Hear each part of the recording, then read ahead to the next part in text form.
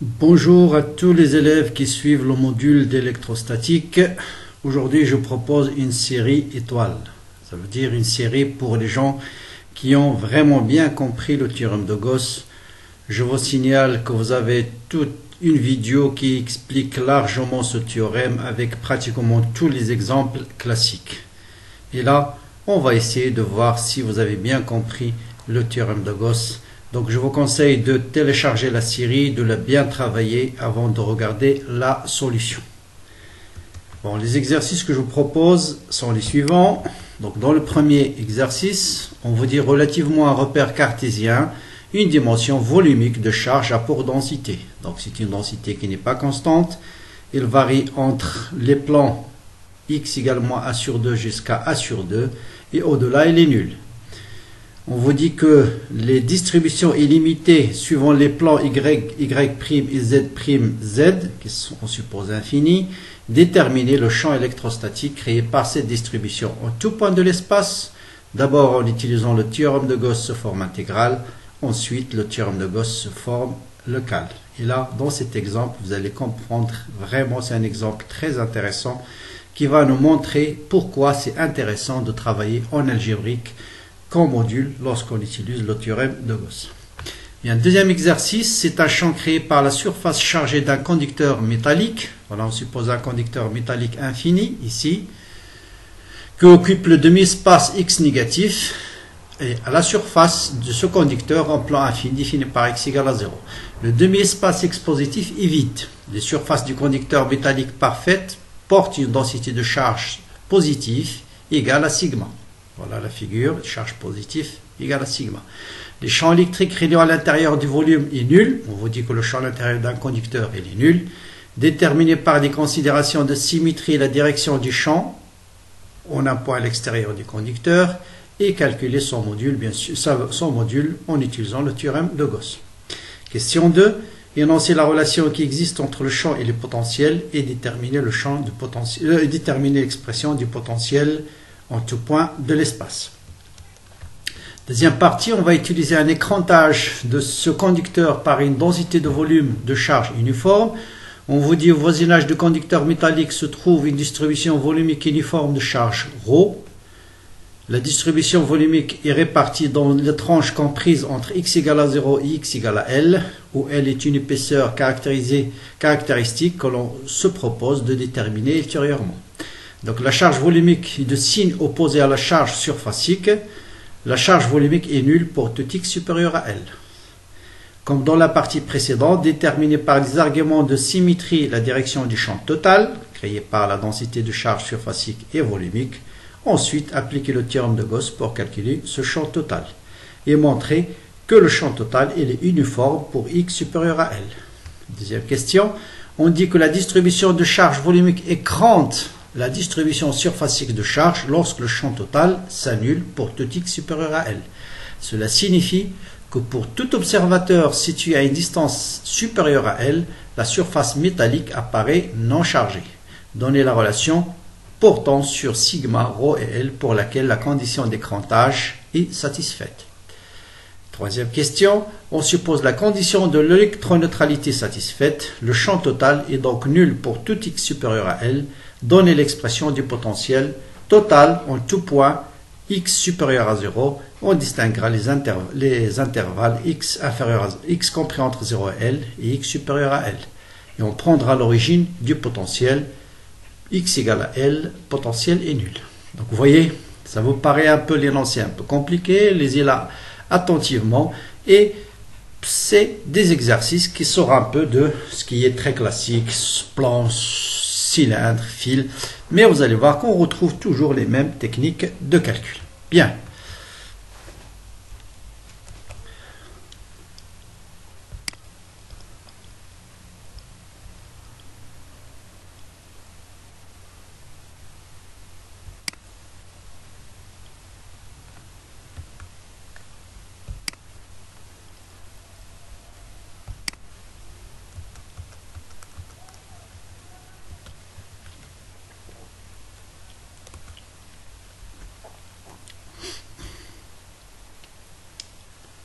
Donc allons-y pour la solution donc voilà notre système qui est chargé, ce sont deux plans infinis, infini suivant l'axe Y et suivant l'axe Z, et vous avez un plan situé à A sur 2, un autre à moins A sur 2, entre les deux vous avez une densité de charge volumique qui n'est pas uniforme, d'accord?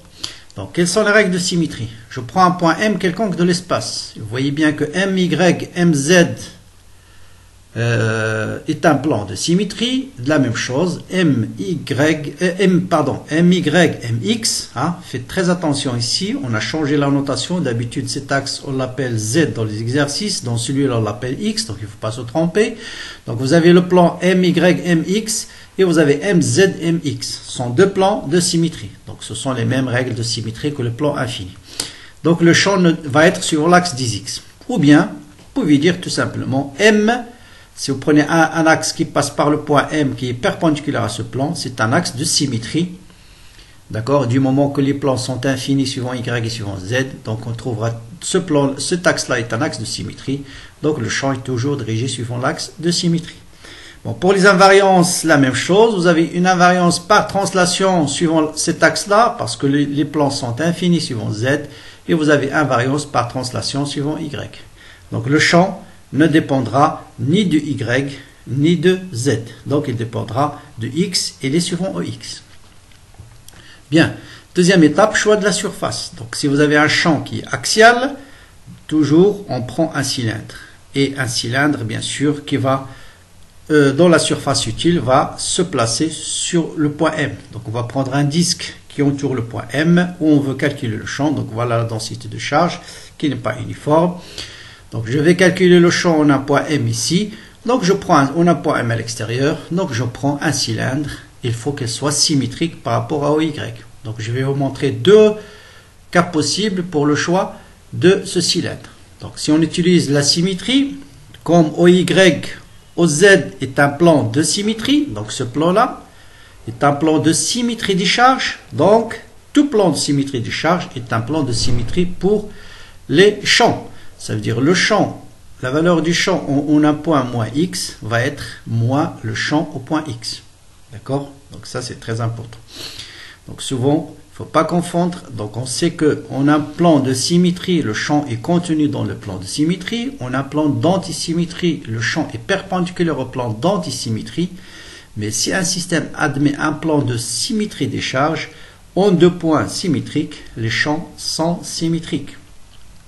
Donc, pour la surface de Gauss, on va choisir un cylindre de telle façon que j'ai cette distance-là, elle est la même que celle-là, pour avoir justement le même champ en module. Bien. Donc, une fois que j'ai choisi ma surface, je mets les vecteurs surface, ds bien sûr toujours perpendiculaire de l'intérieur vers l'extérieur. Maintenant, ça, vous le connaissez par cœur. Et j'applique le théorème de Gauss. Le flux à travers ce cylindre, ce sera le flux à travers la base supérieure plus le flux à travers la base inférieure. Bien sûr, le flux latéral il est nul parce que E est perpendiculaire à D de S. Bon, pour la base inférieure, vous voyez bien que D de S c'est moins D de S suivant EX. Et pour le champ, c'est le champ suivant EX, mais à la position moins X. Donc, moins X suivant EX. Ce signe moins, c'est de l'élément de surface. Et pour la base supérieure, c'est le champ à la position X toujours suivant X fois D de S suivant X. Là, je travaille en algébrique. La symétrie que me dit que le champ est suivant X, mais je ne sais pas est-ce qu'il est suivant plus EX ou bien suivant moins EX. Donc le flux, je trouve 2E fois S. Quelle est la charge intérieure à ce cylindre? Bien sûr, la charge intérieure, c'est la charge qui est comprise dans le cylindre en bleu. J'ai une densité de charge non uniforme, je dois calculer l'intégrale ρ d de V. Bien sûr, comme élément de surface, je peux choisir une surface, un cylindre de surface S et d'épaisseur d de X. D'accord? Donc l'élément de volume, ça sera S fois d de X. Je remplace et j'intègre X entre moins A sur 2 et A sur 2. Et je trouve, avec ρ de X, bien sûr, est égal à ça. Et je trouve, bon ça, ce sont des calculs, je vous laisse le soin de les faire. C'est moins SA A au cube sur 12.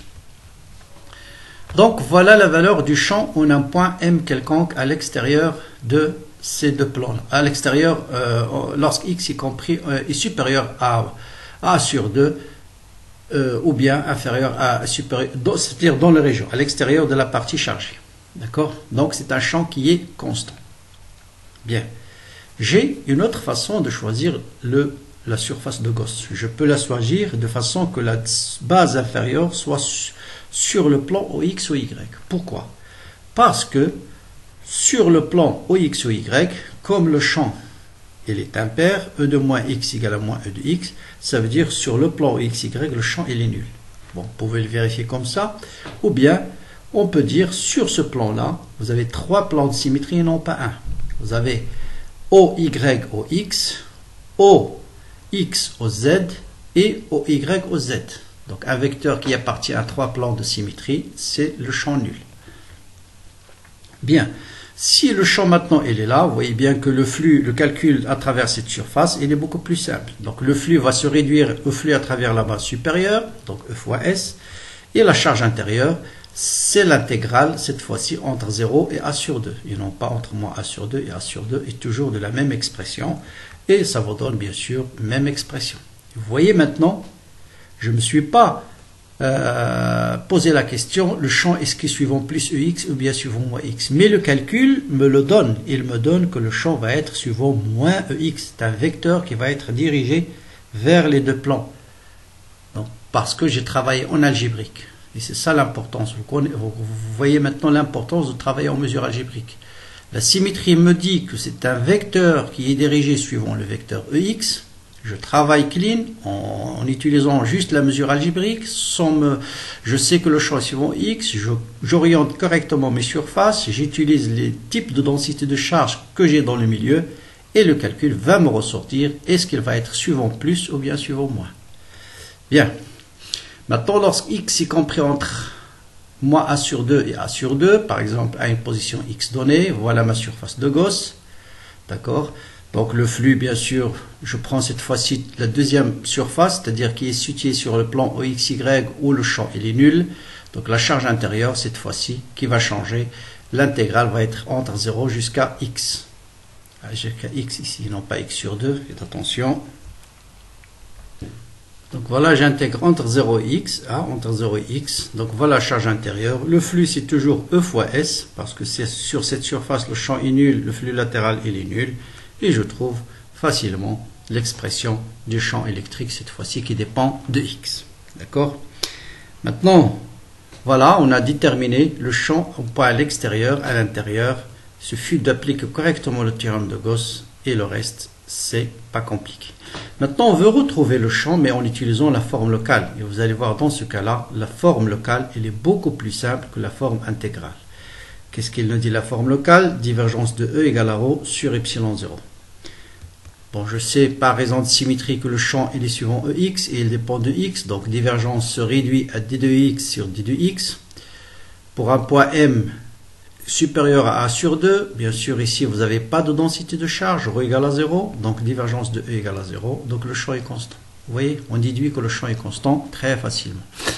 Après on va déterminer la valeur de cette constante. On a un point à l'intérieur quelconque, vous avez divergence est égale à ρ sur epsilon 0, donc d de x sur d de x, je remplace ρ par sa valeur, et donc E de x c'est l'intégrale de cette expression. L'intégrale de x carré c'est x3 sur 3, l'intégrale de a carré sur 4, c'est a carré sur 4 sur x plus une constante. Or, pour x égale à 0, on a montré que le champ est nul. Donc, si vous remplacez x par 0, vous allez trouver 0, plus C2 égale à 0. Donc, C2 égale à 0. Et pour déterminer C1, on utilise la continuité de champ parce qu'on a une distribution volumique au point A sur 2. Donc, X, lorsque x égale à A sur 2, vous remplacez x ici par A sur 2, est égal à C1.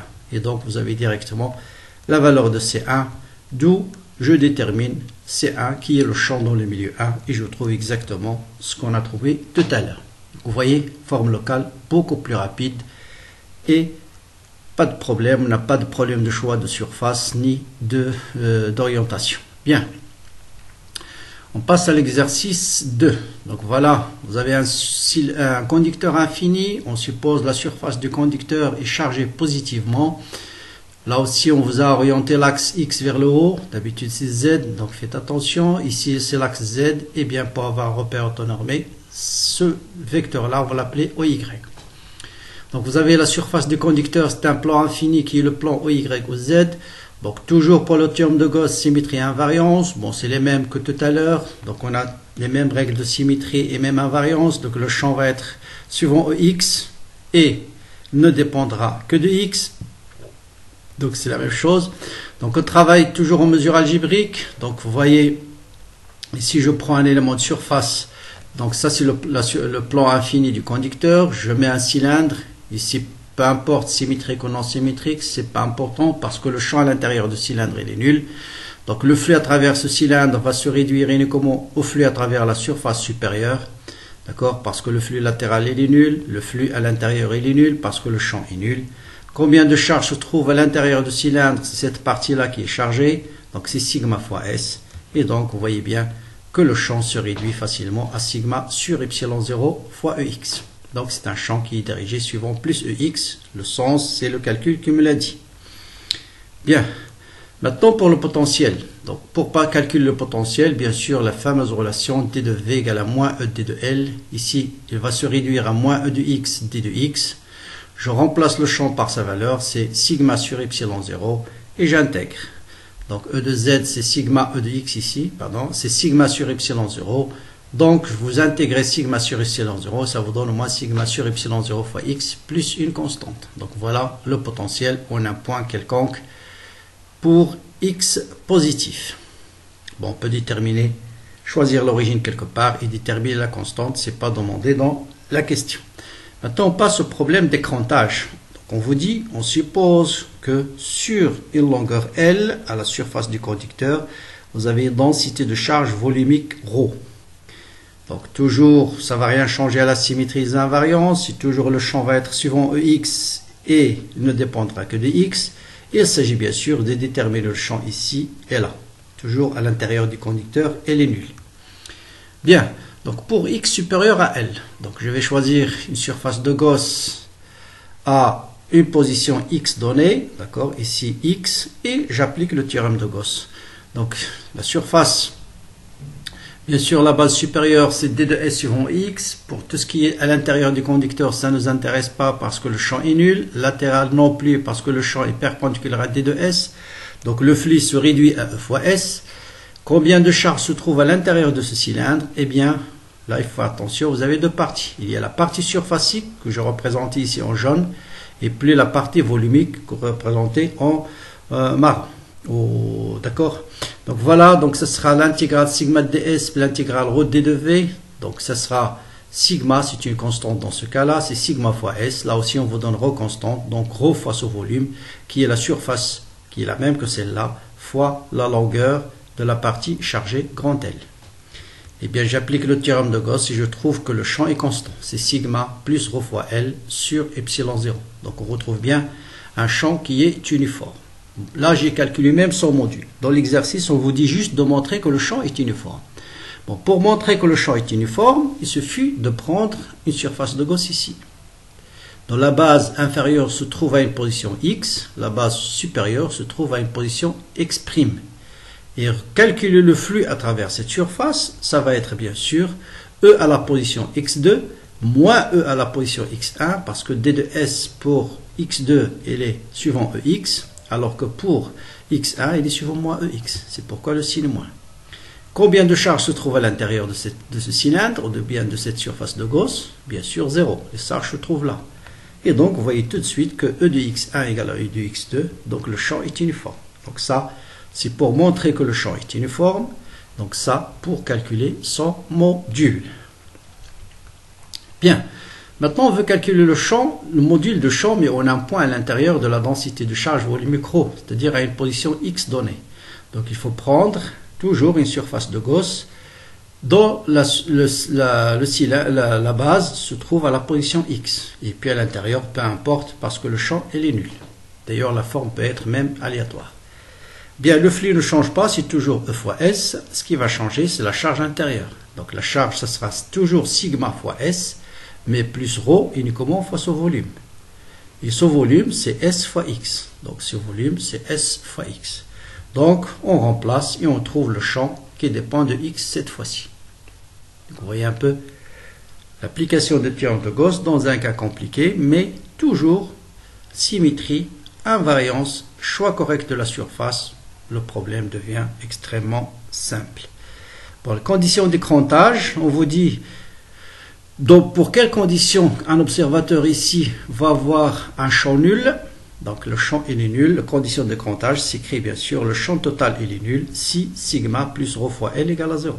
Donc vous voyez bien que ρ va avoir une densité de charge négative puisque sigma est positif. Bon, pour le potentiel, c'est toujours la même relation. D de V c'est moins E d de X. Donc le potentiel est constant ici pour X supérieur à L. Et pour X inférieur à L, le potentiel, bien sûr, va être D de V c'est moins E, toute cette quantité-là, fois D de X. Vous intégrez cette relation. L'intégrale de X, sigma sur epsilon 0, c'est sigma X. L'intégrale de X carré sur 2, plus une constante. Bon, on prend l'origine lorsque V à la position X égale à L, on prend ici l'origine du potentiel. Donc V de L égale à 0, ça veut dire C1 égale à 0. Et vous remplacez dans la deuxième équation X par L égale à 0, puisque le potentiel il est continu. Et vous allez déterminer la constante C2. Bon, en utilisant la condition d'écrantage, cette constante se réduit à sigma sur epsilon 0 fois L. Donc voilà pour ces deux exercices qui ressortent un peu des cas standards sphère-cylindre. Mais le principe c'est toujours le même. Un très bon choix de la surface de Gauss. Travailler en mesure algébrique. Orienter correctement la surface de Gauss. Et le calcul est immédiat. Donc voilà, à très bientôt pour la suite.